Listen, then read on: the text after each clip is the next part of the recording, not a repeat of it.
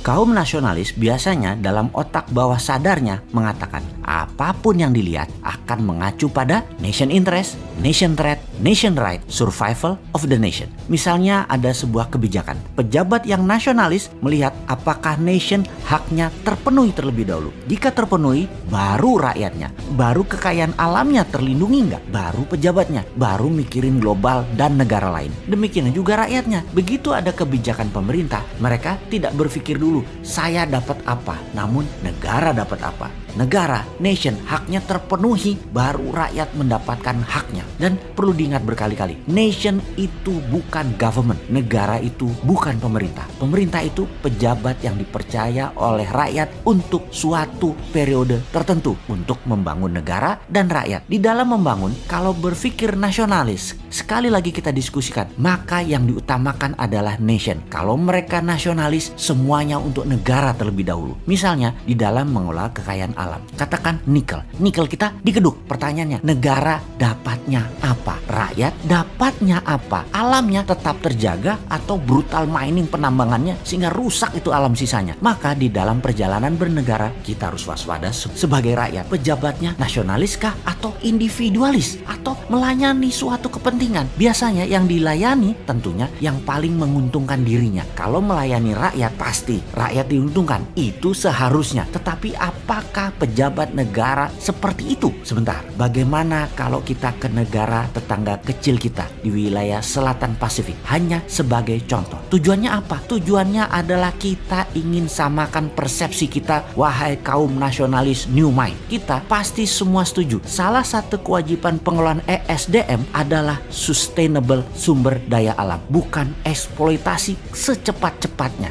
seperti sekarang. Bukan juga digadaikan seperti sekarang dan diambil uangnya sekarang, tetapi dikelola dengan bijak agar bisa dipakai seoptimum mungkin, sepanjang mungkin dengan keuntungan terbaik. Warisan ke anak cucu kita dan pastikan 1000 tahun lagi negara Indonesia masih ada beserta kekayaan alamnya. Sekarang kita mengambil sebuah pelajaran mengelola sumber daya alam dan sampailah kita ke Nauru. Saya waktu itu ke Nauru, sebuah negara kecil di sisi timur laut wilayah Indonesia. Negara ini ada lucunya. Pesawat terbang kalau mendarat itu jalanan highway-nya, mobil-mobil pada minggir dulu, jadi sangat terbatas sarananya. Runway-nya di-share buat jalanan umum. Negara ini dulu negara kaya, menghasilkan fosfat, pupuk P2O5 dari bahan guano bed dan bahan alam berlimpah tambang lainnya. Kaya sekali negara ini kala zaman keemasan fosfat. Bahkan mau naik pesawat terbang warganya gratis kemana-mana ke seluruh dunia. Semua berkelimpahan sampai suatu hari cadangannya tidak ekonomis lagi untuk ditambang dan bangkrut P2O5 tambang fosfatnya. Devisa negara dari tambang fosfat menjadi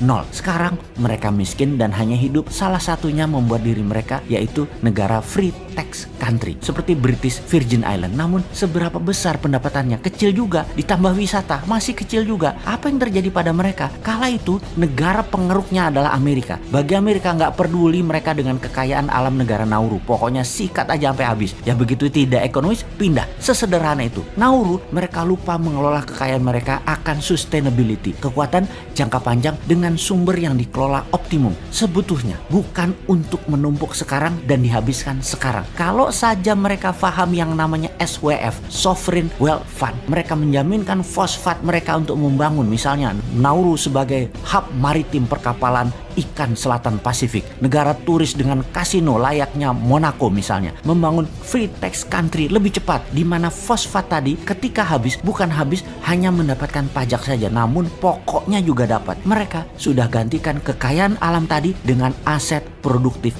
lainnya. Bukan hanya dapat uang kecil dari pajak buat biaya konsumtif seperti negara tetangga lakukan saat ini ketika anggaran belanja negaranya minus. Kembali ke pengalaman Nauru, begini melihatnya. Kalau menggunakan SWF yang benar ala MMT, maka kekayaan alam 100% punya negara. Kalau ditambang kayak sekarang, beda manajemennya karena kekayaan alamnya jadi milik perusahaan asing, negara hanya dapat pajak. Disinilah bedanya SWF MMT versi kita. Sekali lagi, kalau SWF MMT versi kita 100% kekayaan alamnya punya negara, bukan punya perusahaan, dan negara bukan hanya dapat pajak tapi dapat kekayaan alamnya plus pajaknya. Jadi kalau kita melihat kebijakan Nauru 20 tahun yang lalu jadi miskin karena alamnya dijual ke asing dan negaranya hanya dapat pajak, maka jangan sampai kebijakan sekarang di Indonesia seperti Nauru. Satu, pejabat pejabatnya nggak pinter. 2, rakyatnya nggak ngeh juga kekayaan alam disedot ala Nauru. Karena itu kita bunyi teriak-teriak SWF, SWF ala MMT. Selamatkan sumber daya alam agar semua itu untuk kepentingan negara dan rakyat. Kalau nggak kedengeran nih teriaknya, ya mudah-mudahan kita doakan kaum New Mind cepet-cepet dapat posisi. Amin.